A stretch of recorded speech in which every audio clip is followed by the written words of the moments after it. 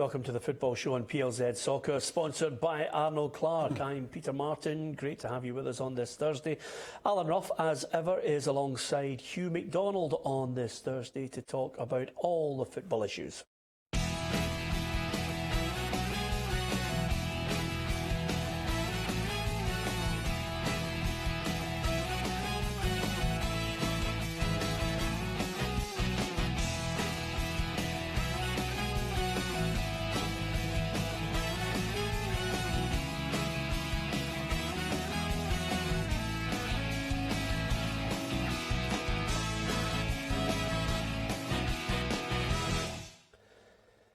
Two Glasgow clubs involved in Europa League action, one match underway, the other one at 8 o'clock tonight. Of course, I'm talking about Rangers and Celtic. Tomorrow we will look back on Rangers' performance in Spain against Villarreal, but previewing that and also looking ahead to tonight's match, Celtic-Rosenborg, out there at Celtic Park is our reporter Gabriel Antoniazzi. Yes, welcome to Celtic Park, where Celtic will take on Rosenborg here later this evening. Celtic's European adventure hasn't got off to the best start. They were knocked out of the Champions League by AEK Athens and also lost star striker Moussa Dembele in a £19 million move to Lyon. Compounded with an underwhelming transfer window, it has left many Celtic fans unsatisfied with their start to the season. Things in the league haven't been much better after Friday night's 0-0 draw at St Mirren left them 5 points behind Hearts. However, the start of the group stage offers them a chance to put a more positive spin on their season, as they'll be hoping to get out of the tough Group B and improve on last year's disappointing last 32 elimination to Zenit St Petersburg. Rosenborg are in fine form at the moment, sitting top of the Norwegian division and winning 9 out of their last 10 matches. Although the last team to beat Rosenborg, it was Celtic. If there's one team in Europe that Celtic know everything about, it's Rosenborg. Celtic played Rosenborg twice last season and twice this season in Champions League qualifiers, progressing both times. Settle for 2-1. Yeah. Comfy win. We've played them twice already. Qualifiers last year and this year. Easy win. A 3-1 win for Celtic here when the teams met last month will give them confidence going into the game, and Celtic know how important getting 3 points at home are if they want to qualify from this group. Celtic will be without defender Christopher Ajer with a virus, which means Benkovic or Hendry are likely to start in defence for Celtic. Something of a bonus is that Rosenborg star striker Nicholas Bentner is unlikely to play. The group stage also begins this evening for Rangers. They're unbeaten in 8 games in Europe, keeping 5 clean sheets along the way. Alan McGregor was in inspired form in Russia last time out. They come into this match on the back of a 4-0 win against Dundee, but their star striker Alfredo Morelos is banned for the match after being sent off in the last round. Rangers find themselves in a sticky Group G with Spartak Moscow, Rapid Vienna and of course Villarreal. But here in Glasgow, the blue side are quietly confident of their chances of progression. Villarreal also had a difficult start to the season with just 4 points, their worst start in 2 decades. They haven't played a match in Europe this season following automatic qualification after they finished 5th in La Liga last year. The only time these two teams have met before is in the last 16 of the 2006 Champions League. The first leg was 2-2 at Ibrox before a trip to Villarreal. A Peter Lovenkrands goal wasn't enough to send the Gers through, with Villarreal qualifying on away goals following a 1-1 draw. Villarreal went on to the semi-finals where they were knocked out by Arsenal, but the core of that Rangers team stuck together and went all the way to the UEFA Cup final 2 years later. Rangers fans across the country will be dreaming of 2008 when they arrive in Villarreal this evening. Yeah, reporter Gabriel Antoniazzi with that report there. I think, Rangers and Celtic fans will enjoy some of the trips, but I'm going to be fairly harsh on this one. I don't think any of them should have any notion or inclination that they're going all the way to the final. Oh no, no, absolutely not. I think a good result's getting out of the group for both teams. I mean, people are really talking up Celtic's chances of getting out of the group, but I think Celtic are, I think Leipzig, who I've watched live, they're a good team. And I think it'll be between Celtic and Salzburg for the second place. Rangers have got a really difficult group. They've got a squad that's just coming together, which is not deep. And I think Rangers would think it was a marvellous bonus getting out of that group. I think it's going to be tough for both sides. Yeah, absolutely. Ruffy, just on the point of Celtic, Europa League, they're not going to convince me otherwise. I'm certainly not going to back down on my opinion of it. I thought Brendan Rodgers was fairly honest in his assessment that that's their level now. But I think when you look at the financial results, I think a lot of Celtic fans will be shaking their heads, miffed to say the very least, the financial results and the tournament they find themselves in. Yeah, I think, as we all know, the Celtic fans have had so much success in Champions League football. We keep talking about the Champions League music and everything, the stadium jam-packed, the atmosphere, and it will be a blow to them to fall into this competition. It'll be interesting to see what the crowd is tonight, see if the fans are going to get behind it, as they usually do, supporters, but it'll be interesting to see if the stadium's full. Yeah, I don't think it will be full. What I would say, it's a European tournament that they can still play all the way through to December, possibly beyond. You can't rule that out. But I'm looking at the profits, over 17 million up until June, and that doesn't include Moussa Dembele, Hugh. There's a lot of disgruntled Celtic fans with this one, and you can talk about prudence, you can talk about it till you're blue in the face. Filip Benkovic, that signing was well known before they got to the last day of the season. The boy Daniel Arzani isn't good enough to actually go into that side, and you've got a free transfer in Malumbu. That's the efforts that Celtic have made. Yeah, I mean, I think everybody would agree that it wasn't the transfer window that they wanted by a long chalk. The thing that interests me, Peter, on the other side is the amount of money, though, they're taking to run Celtic at the moment. I mean, you're talking about a £17 million profit, but you're talking that and a turnover of over £100 million.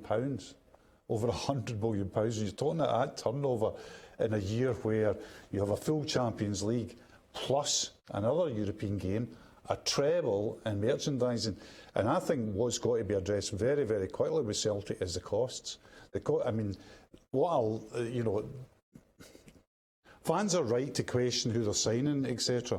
But if you look at the Celtic wage bill for what the club is at the moment, it's unsustainable. It's huge. They're paying out vast tracts of money, as I say, on. Let me read into that. If they're playing out vast amounts of money for that squad, are they making huge mistakes rather than highlighting the great sales of a Moussa Dembele, of a Virgil van Dijk, of a Victor Wanyama? Are they making huge mistakes elsewhere that the club's scouting system now is not successful? Absolutely. I mean, there's no question about that. I mean, this club scouting system, the buys since John Part left have been underwhelming.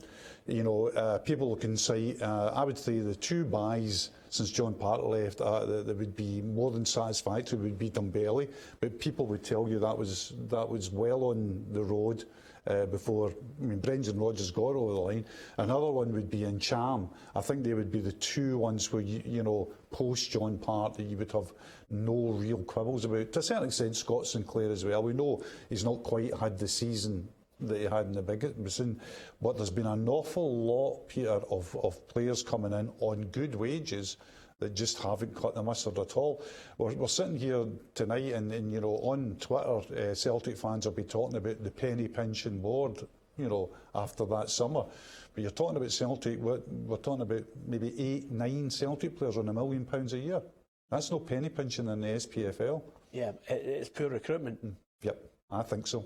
Okay, so we will discuss tomorrow in detail the outcome of both matches. Rangers in Spain to play Villarreal, and of course Celtic at home to Rosenborg. Be interesting to see the home attendance there as well. Of course, lots to talk about from the emerging news. It seems to be a great tit for tat. This is what I love when a story breaks you maybe 5 or 6 days ago, and then as the classic journalist does, he goes to one person, prolongs it, adds a bit of fuel to the fire, then fires it out somewhere else. And today, the back pages had Gordon Strachan talking about the George Peat. Now, we've had Lee McCulloch saying, name and shame the chairman.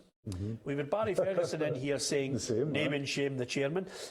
What I would say to you is, Gordon Strachan, looked at it and said, look, all we had to do was just do our job and try and win the last 8 games, which they did. Yeah. Let me deal with one issue, though, that, apart from, I have been critical of George Peat and his reign as president, and if his only regret is not helping Rangers more, I think he needs to have a long, hard look at his track record while he was the president and how he managed to retain that position. The one thing that I think is critical on this, when I look at the situation we're in Scotland, is this name and shame situation, where basically, and I'll be blunt about it, Hugh, some people want people named and shamed to leave them open to thuggery. It's the only way you look at it. Absolutely, and it goes right back to tribunals round about the financial meltdown and liquidation of Rangers. It goes back to then where people were saying, who's on this committee and that? People who knew precisely who were on the committee. And the only reason for knowing who was on the committee was to put them in the public eye. We've got the same situation now about the ref situation, the ref tribunal. There's a lot of these decisions in the ref tribunal. I actually think that tribunal's got them wrong. I do, and I think there's enough difficulty in the tribunal that they're saying to themselves, wait a minute, we need clarification. People are just saying, name these people. Well, these people are doing this job, my understanding as well, this part of their job, for no fee at all. They're doing it to help out. Why do we need to know who they are? We don't. I don't think a fee would change their outcome. Well, no, but they're doing it for they're doing it for what they perceive as the good of the game. What you don't want to know that. All you need to do is you say to them, listen, in good faith, they're 3 ex-referees, etc., and they're also match delegates, so they're experienced. But this idea of name and shame, I just don't get at all.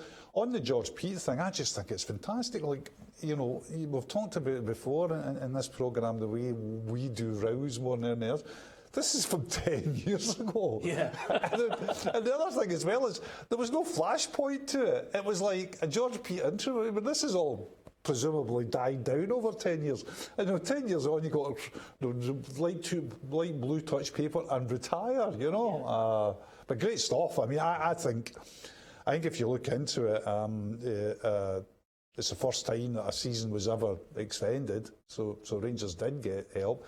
Rangers also chose to postpone a game, which came back to bite them. And they also went in a cup run where they didn't get the job done first time round, so they needed replays. So a lot of it was in Rangers' hands. Yeah. I think the one pertinent point that Gordon Strachan did make is if Rangers win one of the Old Firm games of the two remaining, the whole outcome changes. Yeah, I think we all buy into, if you play a lot of games, you get tired at the end of it. But if you have a poll of ex-players, they would say they want to keep playing. You want to keep winning. If you're keeping winning, then you're doing well, and that's the positive side of it. And you should have enough players to rotate as well. I don't know whether Rangers did rotate in the system. Maybe they didn't have enough players. But at the end of the day, you have to make decisions for the whole of Scottish football. You can't be seen to be just making it for one team and showing, them an advantage. Although, in the end of that, we should have been helping them in one way, but Hugh's already thrown up so many cases that you couldn't have helped them. Because I think another one, I know it's a silly wee thing, but I think Queen of the South, who were waiting to play them in the Scottish Cup, had planned where to go on a holiday, and they'd all booked it and everything. So there's wee things you've got to take into consideration. They'd also stopped playing just about almost a month before the cup final because of, that division ended early. Postponing it again. Yeah. There's also bringing in things as well, registration for international tournaments and registration for clubs by putting it on later. I mean, I just think, by and large, we're talking here and we're talking to the masses. It's one of those ones, Peter. If you're a Rangers fan, you feel hard done by. If you're a fan of other clubs, you're kind of shrugging your shoulders about it, and whatever we say today is not going to change that. Yeah, absolutely. And I think some people have missed the point on the other thing about it when he said it's a chairman. I think they're narrowing it down to maybe one or two. I think they've narrowed it down to one. Well, you say that, Hugh, but a lot of people just automatically think it's Celtic. It's not Peter Lawwell because he's a chief executive. It's a chairman somewhere. It's Celtic. It could have been Dundee United. Yep. They had an axe to grind. They were very, very resolute in the whole Rangers debacle. It could have been them. It could have been someone else. But the mere fact that he's thrown it out there, I just thought it was a nonsense. And a sad indictment on his tenure as president, which was calamitous to say the least. Yeah, and the whole SFA thing. I mean, my view on the SFA, and you'll have blogs all over the place. my view on the SFA and the Rangers meltdown could be summed up one by they basically put two pencils up their nose, a pair of underpants on their head and ran around in circles, and I think if sober people looking back on that period would see that the SFA were motivated, I think, by trying to retain Rangers within the Scottish football setup, which most people would think is a reasonable point of view, but maybe in that, a change in that reasonable point of view maybe weren't as clinical and forensic as they should have been. Yeah, I think, well, that's the case. I mean, there's no point in going back over it. I say there's no point in going back over it because we're talking about something from 10 years ago. But quite simply, when someone 10 years from now looks back on the history and the debacle of how the SPFL and the SFA conducted themselves, they were more into the legalities of trying to make sure that nobody could catch them.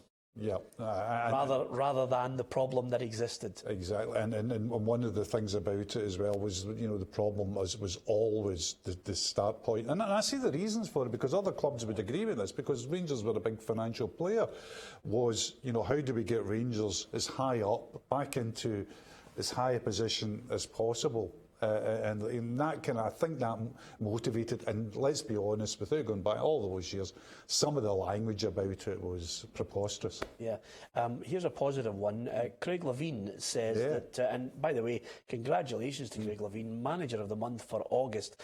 And I think there was a picture I saw on Twitter today, which was the last time he won it. And boy, did you look young compared to the hassles of Craig Levine all the way through to now. I think nobody is more deserving of that award. What I would say is he mentioned there that he sees great signs in this squad of the spirit of 1986. Now, I thought the 1986 team had some really good players, Ruffy. I mean, that's high praise indeed. I'm not so sure I agree with him. Time will tell, but to have a fantastic start the way they have, we spoke about it the other day, the last time they had the fantastic start when they went, I think it was 11 or 12 games, and it's good that they're back there because we want the Hibs, the Hearts, the Aberdeens, we want them challenging Rangers and Celtic, we want them splitting the two of them, whatever it is, whatever way, and it can only be good, but the players at Tynecastle just now will be oozing of confidence, and if he sees in training, what it's like, and they can remember way back then it can only be good for them. Yeah, I think Christophe Berra summed it up. He said, come back to me in March if we're still in the mix. There's a sensible approach from a Hearts player. The one thing I would say, I had a look at the... because at that point, I was living in Edinburgh, Hugh, Henry Smith, Neil Berry, Kenny Black, George Cowie, Sandy Jardine, Walter Kidd, Roddy McDonald, Colin McAdam, Jimmy Sanderson, Sandy Stewart, Brian Whittaker, the midfield, Colquhoun, Ian Jardine, Craig Levine, Billy Mackay, Craig Levine in the middle there, Billy Mackay, Gary Mackay, Sandy Clark, John Robertson, the manager's Alec McDonald. Few good players in there. And I'll tell you another thing, not a bunch that you want to have an argument with at a nightclub either. I mean, really physical, strong. To be fair, actually, you could, because I went to many a nightclub in Edinburgh with them. I mean, but certainly very, very strong. I mean, a lot of very good pros there and one exceptional one. I mean, Sandy Jardine just, absolutely exceptional, but the rest of them very, very good pros. I like the look of Hearts at the moment and how quickly they've gelled, because if you look at them at the moment, and I was watching the other week there, I think defensively Souttar's come on a ton. Okay, they've lost Berra and that's a big blow, but Souttar's come on a ton. In midfield, I like Haring and Lee in midfield. I think the left fullback they've got for Manchester United, Mitchell, is a very good player. And up front, they're fine. I mean, they've lost Lafferty. But Ikpeazu and Naismith are smashing. And people forget, they've got all these little young boys that we forget about on the fringes, the Cochrans, McDonalds, etc. I think Hearts, I'm not saying they're going to win the league because I don't think they will. Yes. But I think Hearts are in for a right good season. Yes, I agree with you. I'm going to give you one. You've mentioned that you've been very positive about Sandy Jardine, but I'm going to give you one player that for me was the difference. And I'm slightly biased because he's one of my best mates, but Robbo was a prolific goal scorer, Ruffy. I mean, he scored goals for fun, and if you've got a prolific goal scorer, you're in the mix. Yeah, I mean, he was a predator. When you see the modern day footballer, you see what they've got. They've got pace, Robbo didn't have the pace, he just had the ability to be in the right place at the right time. Yeah, what a great ability that is, eh? I mean, that's what it is. I mean, they had a partnership where they knew each other inside out. You know, big guy, wee guy, you know, head the ball down. Robbo just had to be in the vicinity of everything that the big man done. And 9 times out of 10, he was a tremendous finisher. Tremendous, and you know, it wasn't just like 6 yards, 10 yards. He could hit them from outside the box as well. But Free kicks. most of his damage was in the box because he had the ability to be half a yard sharper than everybody else. That team was 2 games away for a double, and the double was taken away by 2 good teams as well. People forget how good a team Celtic were in that era, and Aberdeen, who beat Hearts comfortably in the final that year. I think it's 3-0. Walter Kidd getting sent off. That was a good Aberdeen team as well, full of quality. I mean, you just have to look at the Celtic team that won it, St Mirren 5-1 to win the league, and in one move alone, you could 5-0. 5-0, sorry. Yeah. You could, in one move alone, you've got Danny McGrain, Paul McStay, Brian McClare, and finishing by Mo Johnston. That's in one move. Yeah. So that's a decent team. Yeah, it is. And listen, long may it continue at Hearts the run. And although I have to say that coming up tomorrow, we'll obviously have a closer look at Hibs because they seem to have been overshadowed.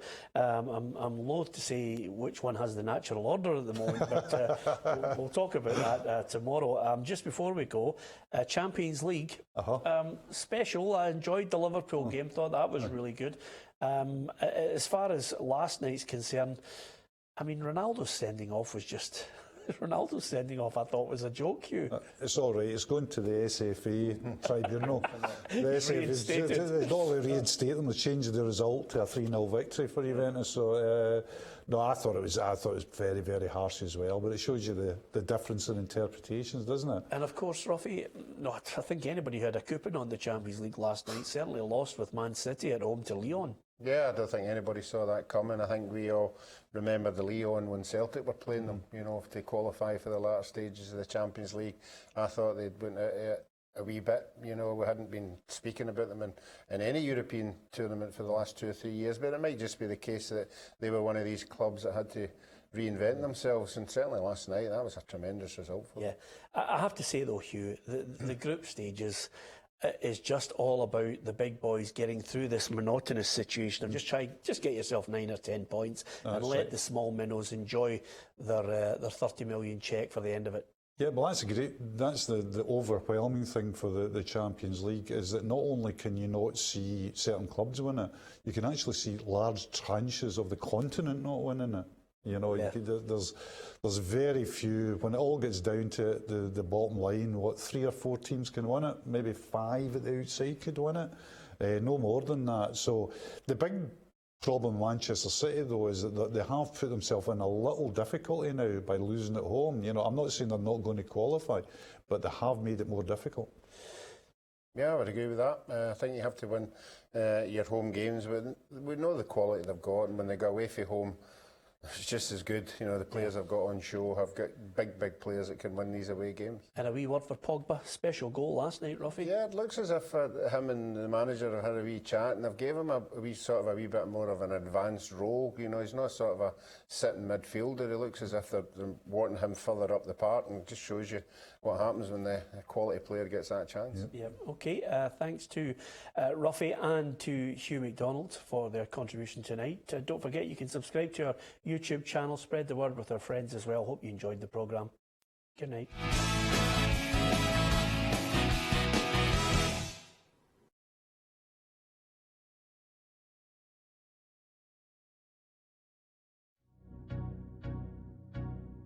I think be open about your experiences. I think it's okay to talk about your experiences. You're not any less of a citizen if you talk about your experiences. I think about myself. I hated talking about race.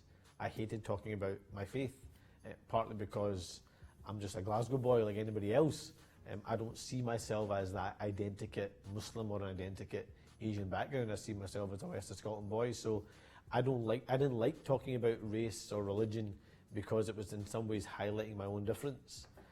But you get to a certain point where you find the confidence to speak about these things. I've now got the confidence to speak about these things because I think I'm in mainstream politics now. I don't need to worry about being pigeonholed or labelled as something that I don't want to be labelled as. So my advice to young people would be confident in yourself, be confident in your identity, be proud of your identity. If you experience something, talk about it. If something goes too far, report it and share your experience with others. Because only if you share your experience with others, you'll learn from other people's experiences and hopefully help make a change in our communities.